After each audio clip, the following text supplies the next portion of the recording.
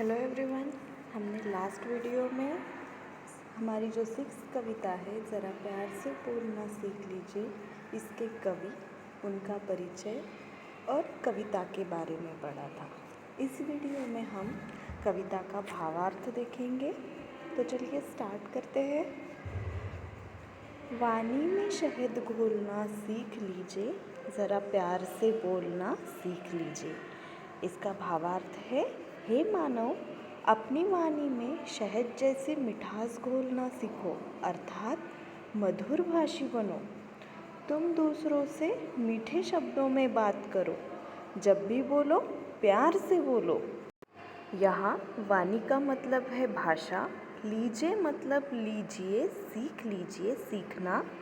प्यार मतलब प्रेम, फिर से सीख लीजिए मतलब सीख लीजिए।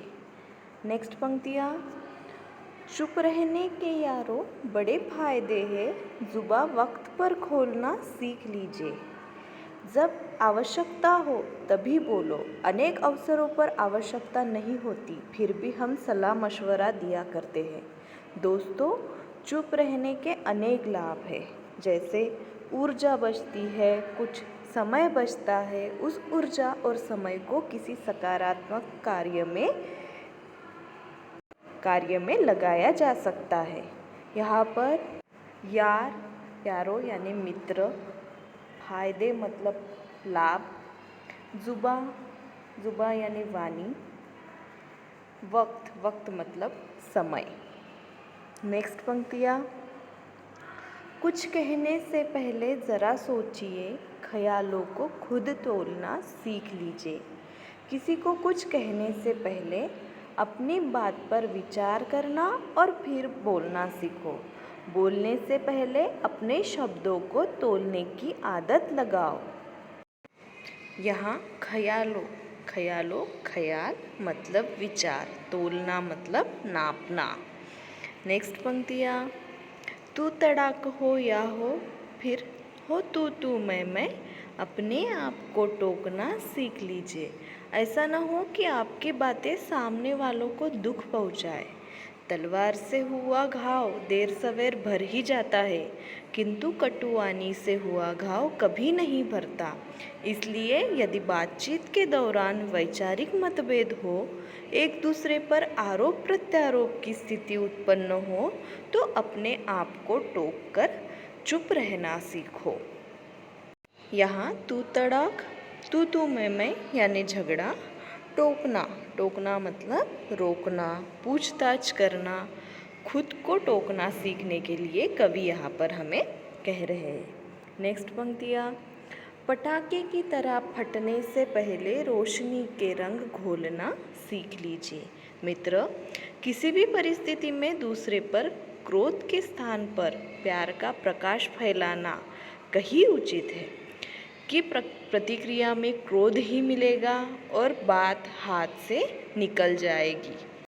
यह कभी नहीं भूलना चाहिए कि कड़वी बोली हमेशा संबंध बिगाड़ती है। यहाँ रोशनी मतलब उजाला। नेक्स्ट पंक्तियाँ। कटुवचन तो सदा बोते हैं कांटे, मीठी बोली के गुल रोपना सीख लीजिए। कटुवचनों से कांटे ही मिलते हैं। कटुवचन ऐसे बीज है जिनके फलस्वरूप कांटों रूपी फसल ही मिलती है।